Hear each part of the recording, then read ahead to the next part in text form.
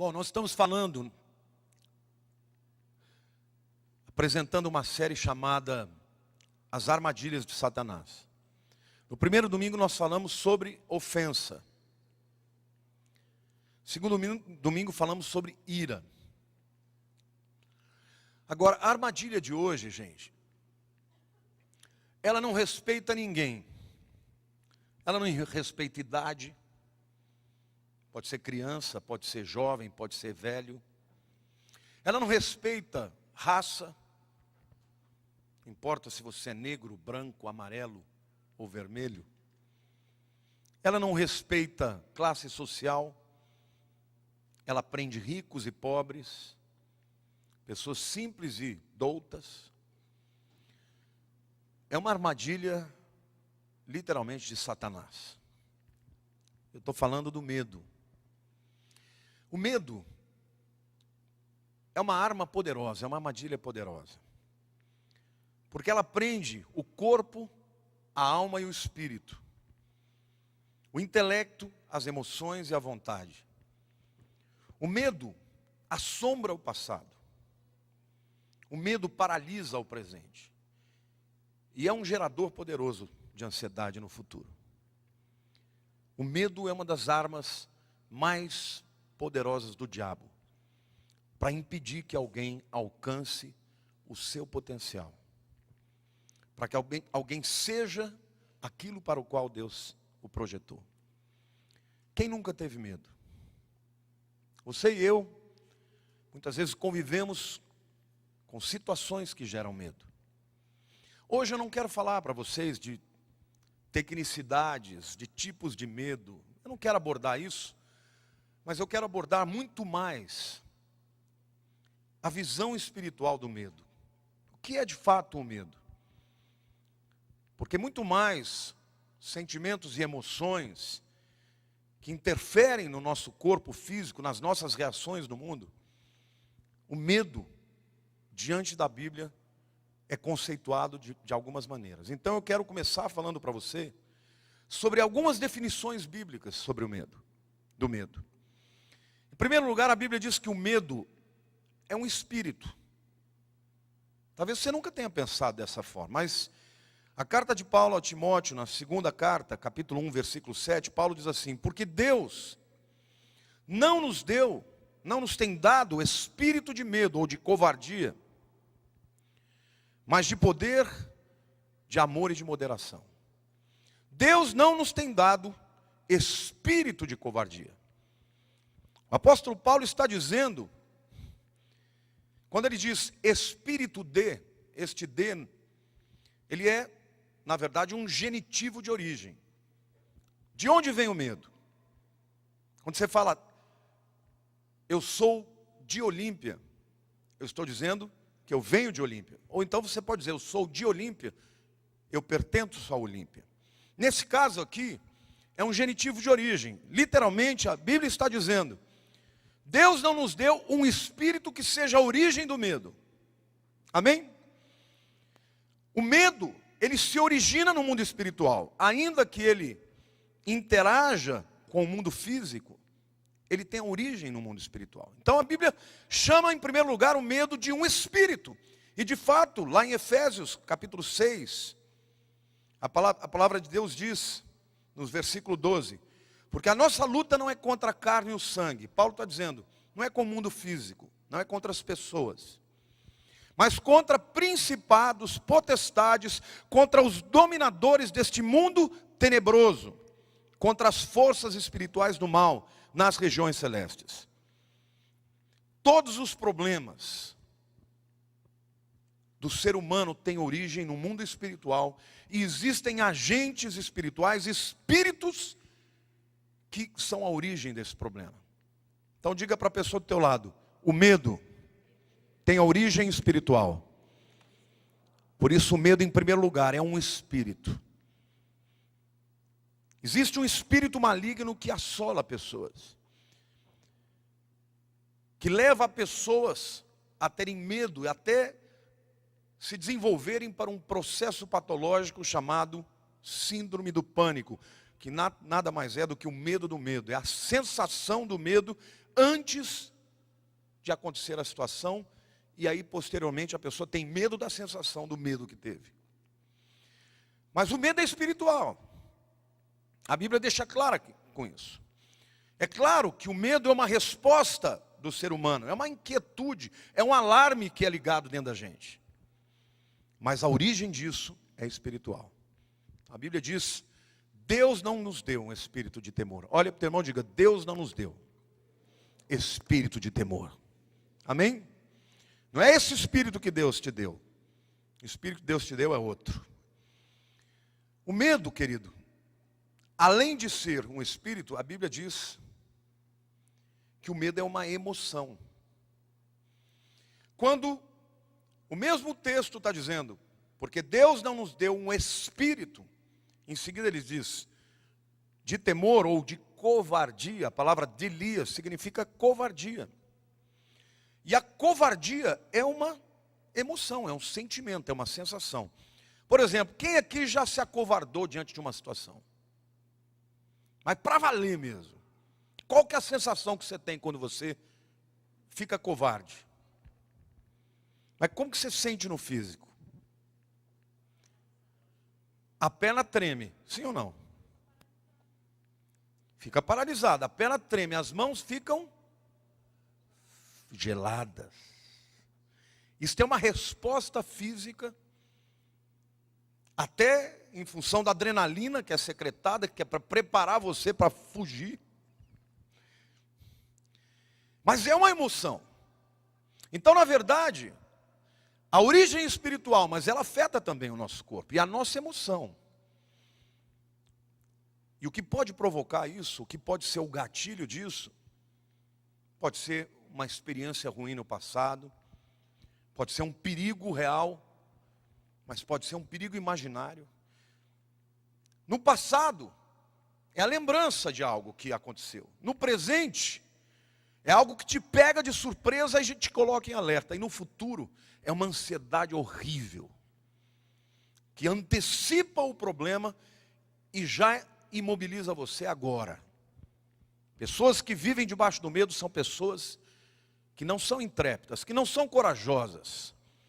Geralmente, o covarde teve fracasso. E por causa disso, ele teme passar por aquela situação de novo. Então o medo é uma emoção, segundo a Bíblia. É uma resposta natural, mas a Bíblia diz também que o medo é uma arma. O texto que eu vou ler, de Isaías 54, é um texto que diz respeito a uma profecia, na verdade, que Isaías faz da volta do povo de Israel do exílio babilônico. Acontece que o povo, quando foi para lá, eles foram solapados, os muros de Jerusalém foram destruídos, o templo queimado, as pessoas foram escravizadas, e aquilo gerou um espírito de escravo mesmo no coração daquele povo. Quando eles voltam, eles estão totalmente inseguros. Você já se sentiu inseguro alguma vez por ter passado uma experiência ruim e de repente você começa a olhar para os lados e ter medo de onde vem o inimigo e se sentir totalmente despreparado?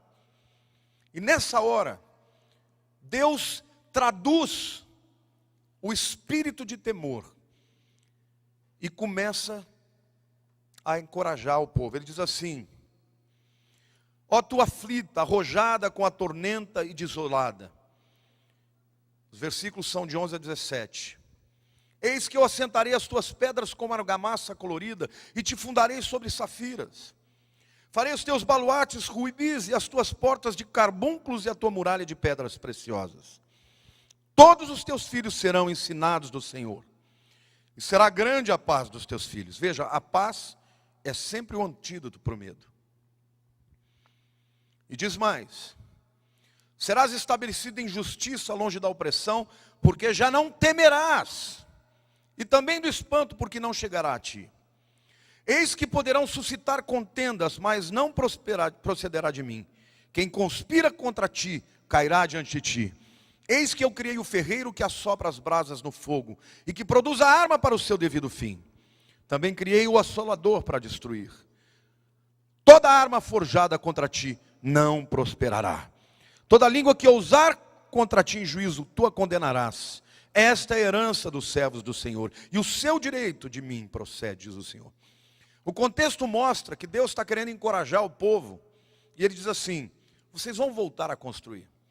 Só que aí ele usa de poesia para dizer: olha, os novos fundamentos não serão fundamentos perecíveis, serão de safira, e vai usando todos aqueles materiais preciosos, na verdade para dizer: vocês estarão protegidos. E toda arma contra ti forjada não prosperará, inclusive aquele sentimento de temor que assolava aquele povo. E eu quero profetizar na tua vida, não importa qual seja o medo. Tem gente que viveu experiências no passado e tem a sensação que vai voltar a viver. Você é aquele tipo de pessoa que quando recebe uma bênção fica: será que vai acabar logo? Porque tem crente assim. Quando as coisas estão todas boas, eles ficam imaginando de onde vem o perigo. Conquista uma coisa e fala: será que vai durar? Será que Deus não vai me punir? Será que eu mereço andar em prosperidade, em abundância, em vitória, em paz, em segurança? Tem muitas pessoas que vivem assoladas por esse sentimento, como o povo de Israel, quando voltou do exílio. E Deus está dizendo para você que nenhuma arma do inimigo, e o medo é uma arma, prosperará contra a tua vida. Amém? Diga para a pessoa do teu lado: o medo não te assolará. No meio de uma sensação de insegurança e aflição, Deus está te dizendo: esta arma contra a tua vida não vai prosperar. Amém? Mas o medo também é uma fortaleza. 2 Coríntios 10, versículo 4 diz assim: porque as armas da nossa milícia não são carnais, e sim poderosas em Deus. Diga: poderosas. Diga: em Deus, para destruir fortalezas, anulando nossos sofismas e toda altivez que se levante contra o conhecimento de Deus, e elevando cativo todo pensamento à obediência de Cristo. Paulo está dizendo o seguinte: que um pensamento que se torna recorrente, ele se torna uma fortaleza. Você já teve algum pensamento fixo, que você tentou se livrar dele, ele voltava repetidamente? Isso é uma obra do inimigo na sua mente, para formar uma fortaleza. E uma fortaleza, ela só existe por dois propósitos. O primeiro, para impedir que quem esteja fora entre. E o segundo é para impedir quem esteja dentro de sair. Ela é boa, é uma fortaleza boa quando você está livre, mas está protegido. Mas ela é terrível, ela é uma prisão quando você está dentro e não pode sair. E a Bíblia está dizendo que um pensamento lançado pelo inimigo, que tem guarida, que tem brecha, que tem abertura na tua vida, ele vai se tornar uma fortaleza. E uma das coisas que o diabo mais faz, primeiro ele começa dizendo: olha, você não vai prosperar, você não merece. Ele vai apresentar as razões pelas quais você vai fracassar. E ele mostra que você é pecador, que você promete coisas para Deus e não cumpre, e começa a apresentar as razões pelas quais você não vai viver em segurança. Ele diz: está vendo aquela situação assim? Está vendo? Vai acontecer de novo, e vai ser pior. E ele começa a formar uma fortaleza na sua mente. E a Bíblia diz que isto pode ser um sofisma. Você sabe o que é um sofisma? Um sofisma é um raciocínio lógico, que pareça verdade. Mas ele não é verdade porque ele parte de premissas erradas. Por isso a conclusão vai ser errada. Agora, não tenha dúvida que o diabo, ele vai usar de lógica para dizer para você que você é um fracassado. Mas a Bíblia diz que estas armas não prosperarão na nossa vida, amém ou não? Por quê? Porque nós podemos levar esses pensamentos cativos não à fortaleza do inimigo, mas a mente de Cristo, amém? A mente de Cristo, sabe o que a mente de Cristo diz para você? Que você está debaixo do sangue do Cordeiro. Que você faz parte da aliança. Quantos aqui já confessaram Jesus como Senhor e Salvador da sua vida? A mente de Cristo diz, você é meu. Aqueles que vêm a mim jamais eu lançarei fora. A mente de Cristo diz, eu estou convosco todos os dias até a consumação dos séculos. Amém ou não? Então, querido, medo não é de Deus. Todo medo não vem de Deus. Hoje, infelizmente, os crentes estão tão acostumados a se entupir de remédio, que quando a pessoa começa a viver qualquer tipo de medo, ela já é diagnosticada, é síndrome do pânico. E aí ela começa a entupir a vida dela de remédio, por quê? Porque de alguma forma, esses remédios vão minimizar a química do corpo, que é verdadeira, ela existe. Mas a solução para qualquer medo é levar a sua mente para Cristo. Se tem alguma mente dentro da qual você tem que estar encarcerado e cativo, é a mente de Jesus, amém? A Bíblia nos ensina que todo pensamento de temor que nos assola não vem de Deus. Eu quero fazer um raciocínio aqui com você. Todo mundo vai morrer aqui?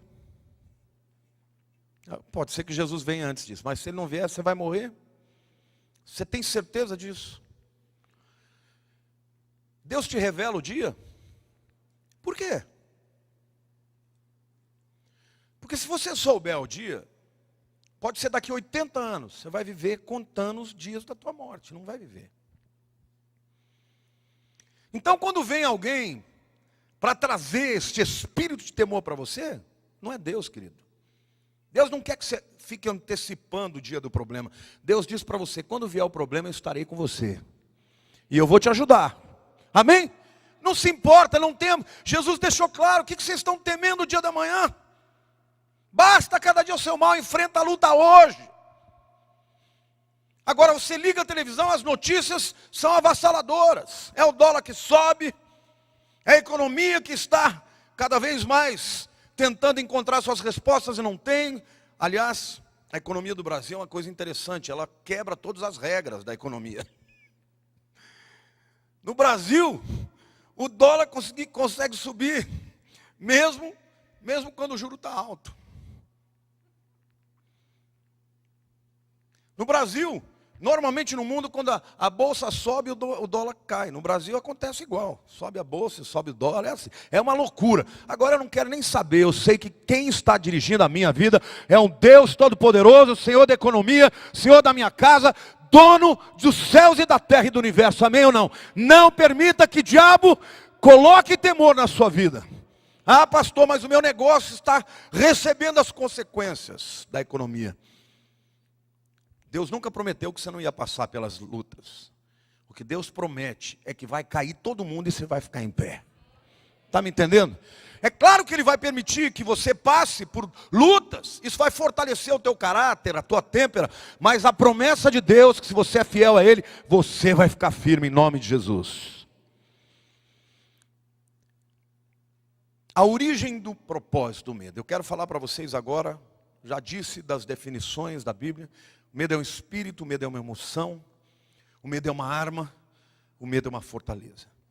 Mas qual é a origem? Já falamos sobre isso, mas e o propósito do medo? 1 Pedro 5,8, é um texto bem conhecido de vocês. A Bíblia diz, sede sóbrios e vigilantes, diga vigilantes.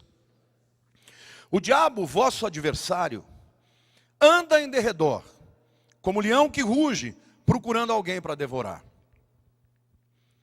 Alguém que já ouviu o rugido do leão de perto? Aliás, o rugido do leão pode ser ouvido a 8 quilômetros de distância. É poderoso. A Bíblia diz que a estratégia, a tática do diabo é essa. Ele anda ao derredor e ele ruge para atemorizar. Você sabia que o leão,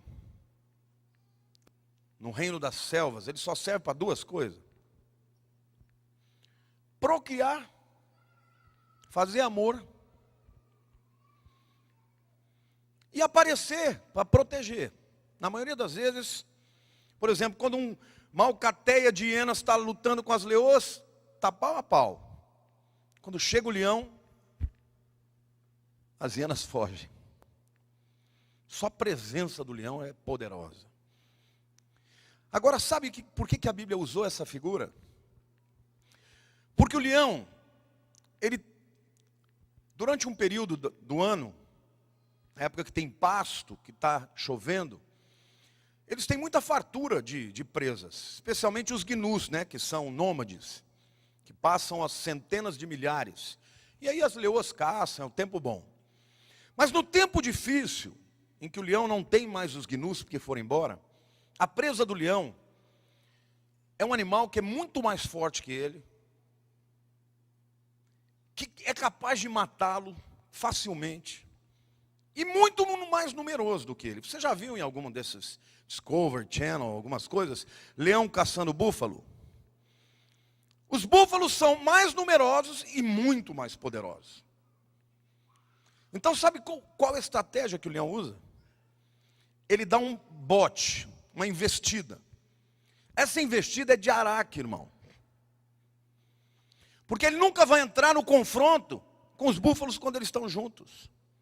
Ele faz aquilo porque ele cria o pavor, o pânico, e a manada se separa.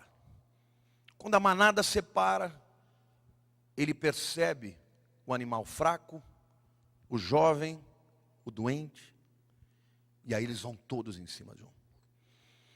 Portanto, existem até vídeos que mostram que quando os búfalos decidem que vão lutar, os leões fogem. Porque eles sabem que não tem força. É assim o diabo com você. Você é filho de Deus. O poder que opera em você, o poder do Espírito Santo, é muito maior do que o leão. É muito maior do que o diabo. Então ele dá a investida e usa do medo. Se você perde o foco, foge, se espalha, aí ele vai ver a brecha, vai ver o temor, e aí então ele vai investir. E quando ele vem, ele imobiliza a presa e a mata. E a Bíblia diz que ele vem para roubar, matar e destruir. Mas Jesus veio para dar vida em abundância. Amém ou não? Agora a estratégia do diabo é o medo. Então qual é o propósito do medo? O propósito do medo é tirar de você o foco, o entendimento e a visão e a convicção de que se você permanecer firme em Jesus, Ele não vai poder com você. A Bíblia diz: resistir ao diabo e ele fugirá de vós. É igual o leão com os búfalos. Olha para o teu irmão e diga: você é como um búfalo, forte e poderoso, no nome de Jesus. Amém? Tem gente que se ofende, né?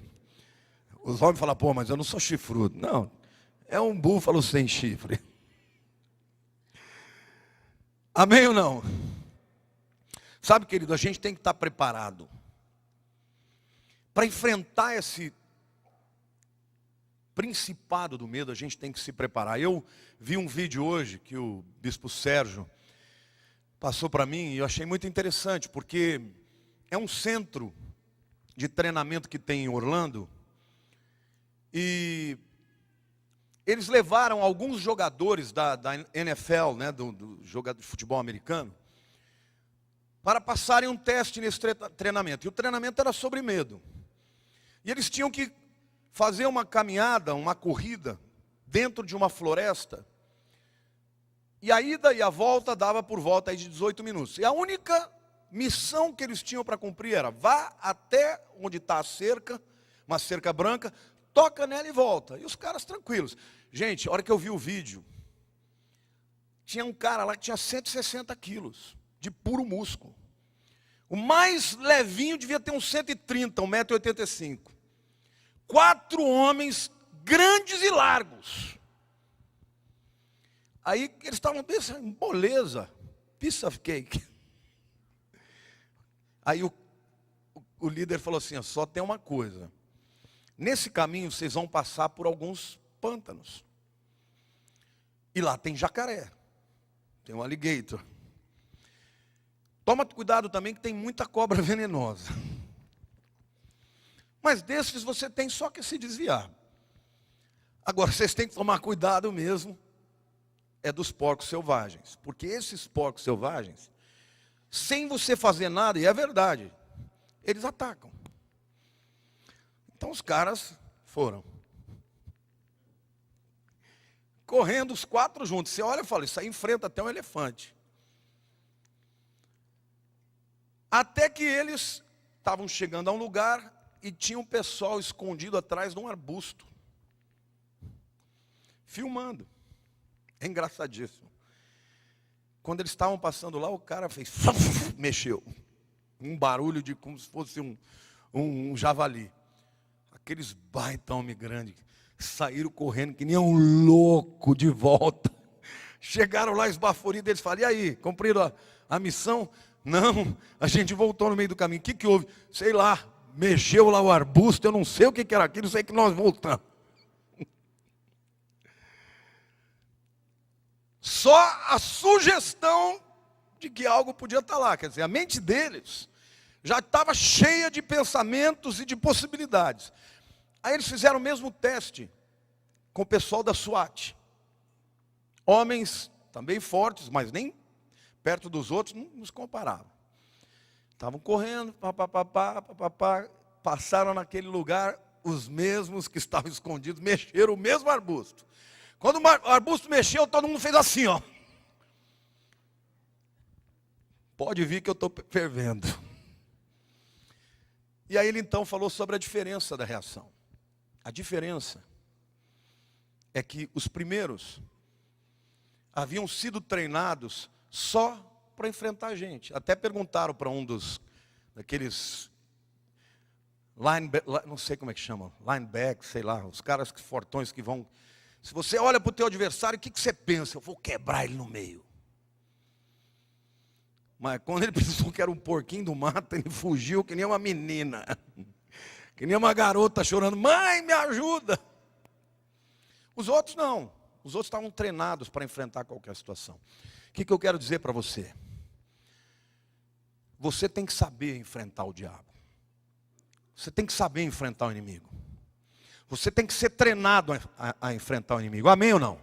E a Bíblia diz que nossas armas não são carnais. Deus tem armas para você, mas essas armas não são humanas. Não são racionalizações, não são tergiversações, não são elucubrações, não são pensamentos humanos. São armas espirituais que você enfrenta o diabo, ele vai fugir de você. Amém ou não? Querido, saber guerrear contra o medo não é uma opção. Ou você sabe, ou você vai viver uma vida miserável. Certa vez os discípulos estavam dentro do barco e começou uma tormenta horrível. E eles acordaram Jesus apavorado, aquele monte de homem grande.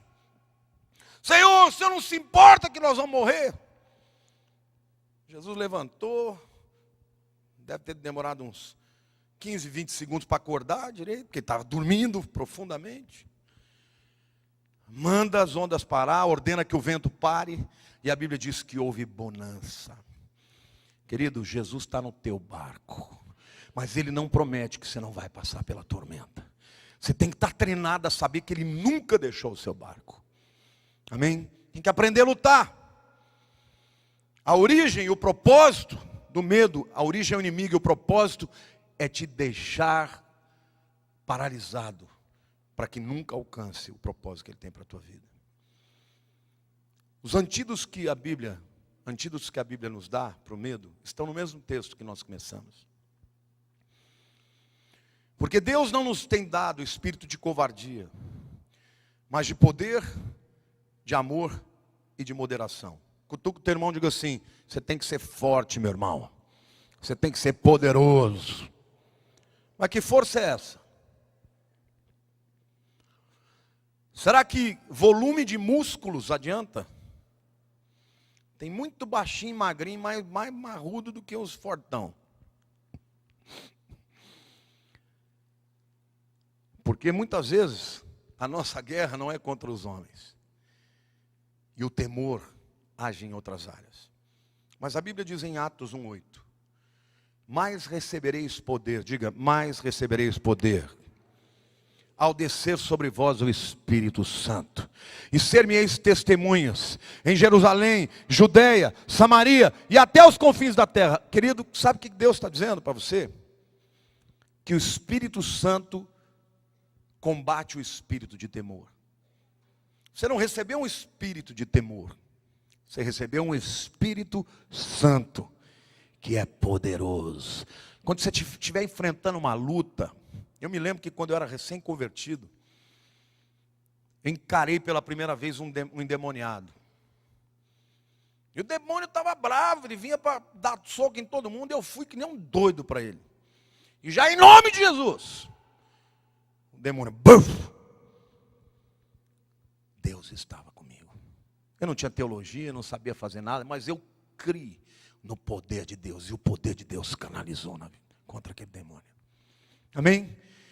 Deus não te deu um espírito de temor, este está fora de você. O que Ele te deu é o Espírito Santo, amém ou não? O que você precisa é do poder do Espírito Santo, meu querido.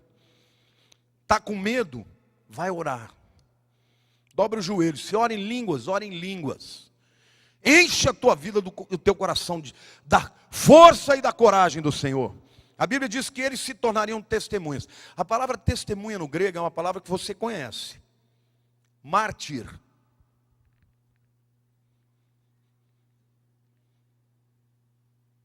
Mártir, ou mártis, é alguém que morre pela sua fé. Os discípulos, quando Jesus foi ser crucificado, eles estavam cansados de ver Jesus fazer milagres. Mas na hora do vamos ver, eles fugiram. Mas quando o Espírito Santo entrou neles, a Bíblia diz que eles os prenderam, Pedro e João, e disseram, para de falar desse Jesus. Ele disse, como eu posso parar de falar daquele que eu tenho visto e ouvido? Todos eles morreram.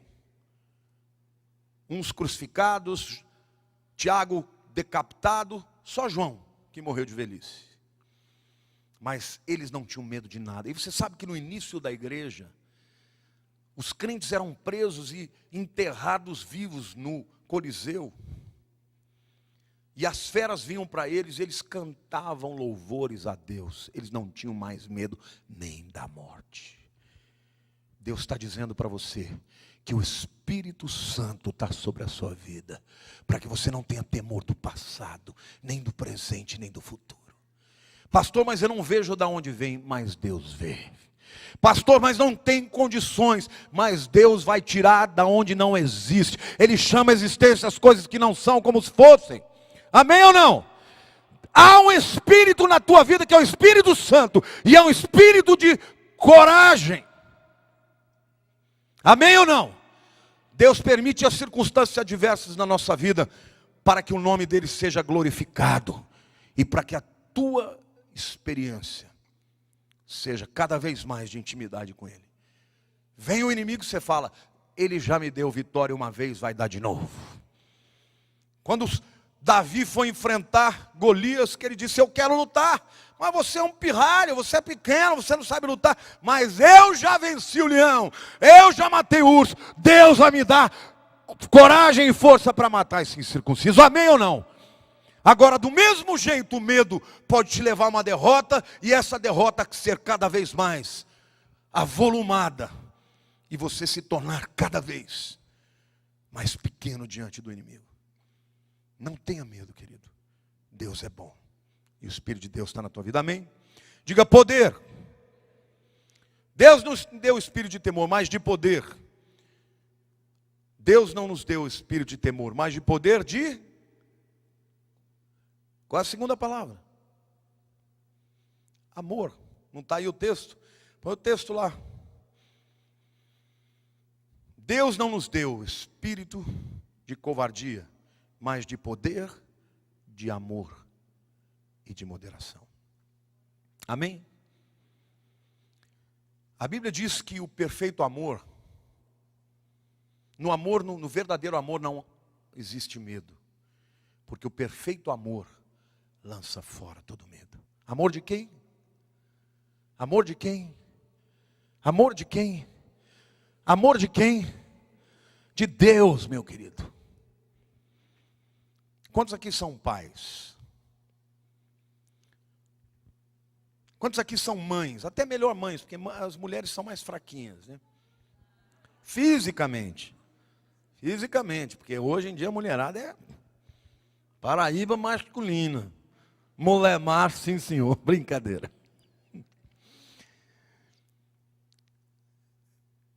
Você entraria na frente de uma bala por um filho teu? Sim ou não?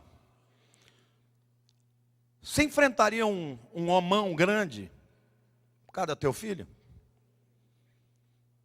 Esse é um amor. Só que às vezes, o amor humano não é o suficiente.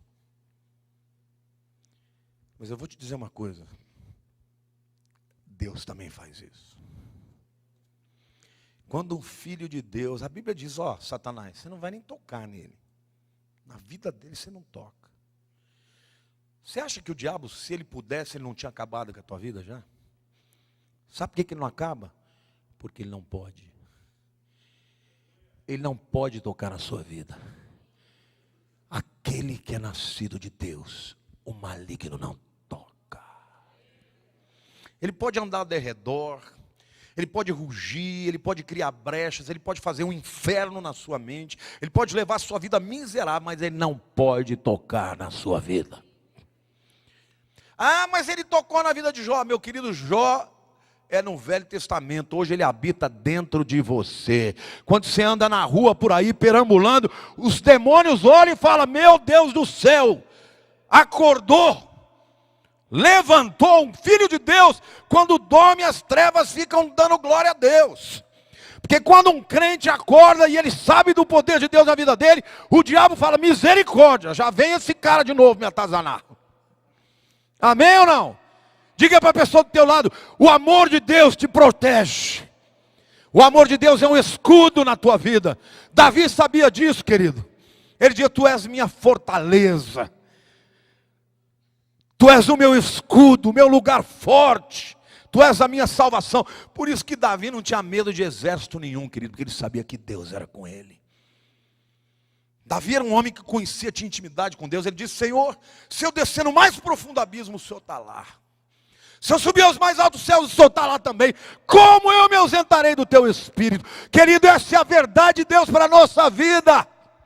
Até quando você está em pecado, o selo de Deus está na tua vida. Você está me entendendo? Ninguém pode tocar na tua vida. Deus é fiel e o amor dele cuida de você. Mesmo quando você não sabe. Amém? O amor de Deus é o antídoto. Quando uma pessoa se sente amada por Deus, ela se sente intocável. Isso não quer dizer que a alma dela não vai, muitas vezes, se atemorizar. Mas quando ela fraqueja, ela busca o Senhor. Amém?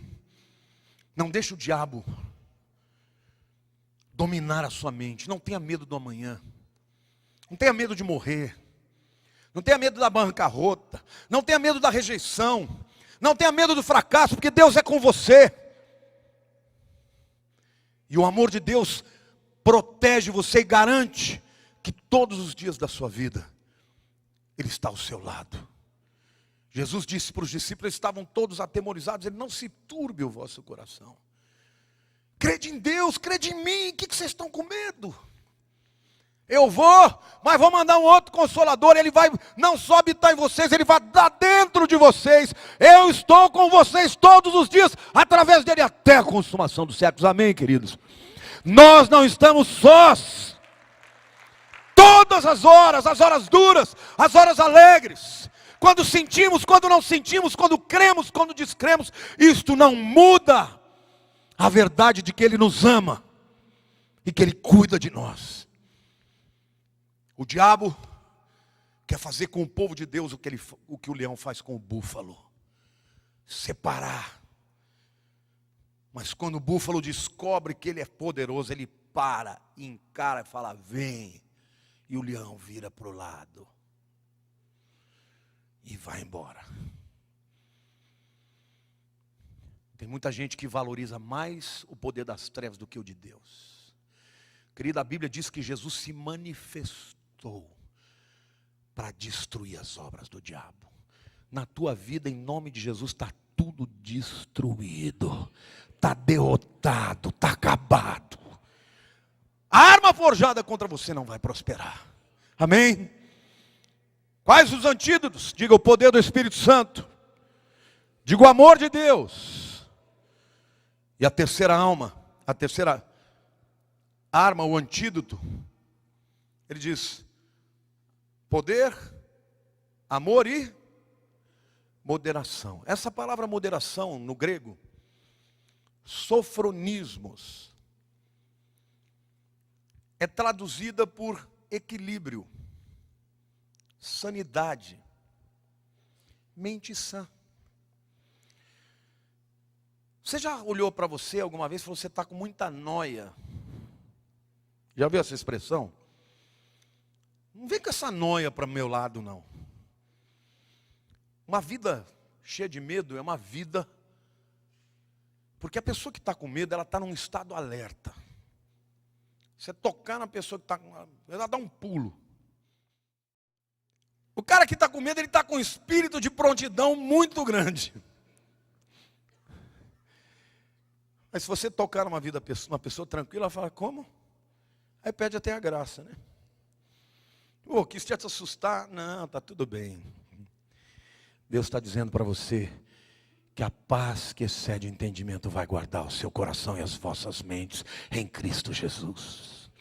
Quem está em Jesus não tem sobressalto, não anda com medo. Quem anda com Jesus tem segurança. Não é porque você é bom, querido, não é porque você tem uma têmpera forte, é porque o Espírito Santo, ele faz isso com você. Ele vem no teu coração para te levantar, para que você seja corajoso e seja testemunha em todos os lugares até o fim. Vem a enfermidade, você diz: Deus está comigo, Ele vai me dar vitória. Vem o problema financeiro, você fala: Deus é o meu supridor, Jeová Jiré. Amém ou não? Às vezes, querido, você tem que passar por uma situação difícil. Porque depois que você passa pela situação difícil e Deus te dá a vitória, aí você tem a sua experiência. Deus me deu a vitória. Amém? O medo é uma armadilha. Mas a palavra de Deus diz: conhecereis a verdade e ela vos libertará. Se pois o Filho, diga o Filho de Deus, me libertar, verdadeiramente serei livre. Você acha que Deus não tem poder para te dar vitória em qualquer área? Igreja, não acredita nessas coisas, porque hoje o mundo tem resposta para tudo. Eles vão até te explicar as razões pelas quais você tem medo, e vão até dar as justificativas científicas, hormonais. E a pessoa então pensa que vai combater o medo da vida com remédio. O crente em Jesus não pode ter medo da morte e nem o medo da vida. Porque da morte a Bíblia diz: quem crê nas minhas palavras e naquele que me enviou, não entra em juízo, mas passou da morte para a vida. Tem a vida eterna, amém? E da vida não tem que ter medo. Porque se Deus é por nós, quem será contra nós? Diga: se Deus é por mim, quem será contra mim? Diga assim: eu em Jesus. Fica de pé, meu irmão. Levante a mão para o céu, diga: Senhor meu Deus, eu recebo esta unção de coragem. Eu recebo esta revelação. E eu declaro, põe a mão na sua mente, que a minha mente está cativa ao Espírito do Senhor, a mente de Cristo. Diga: eu tenho a mente de Cristo, e em Cristo Jesus eu sou mais do que vencedor. Diga: Deus se importa com a minha vida, se importa com a minha família, Deus se importa com o meu negócio, Deus se importa com tudo que diz respeito a mim. Por isso eu entrego o meu caminho ao Senhor, confio nele e tudo Ele fará. Em nome de Jesus, eu resisto ao inimigo e ele fugirá de mim, para a honra e glória do nome do Senhor, o Rei dos Reis, o Senhor dos Senhores, Jesus, o Messias, o meu Salvador. Amém? Aplauda o Senhor. Ele é o Senhor da nossa vida.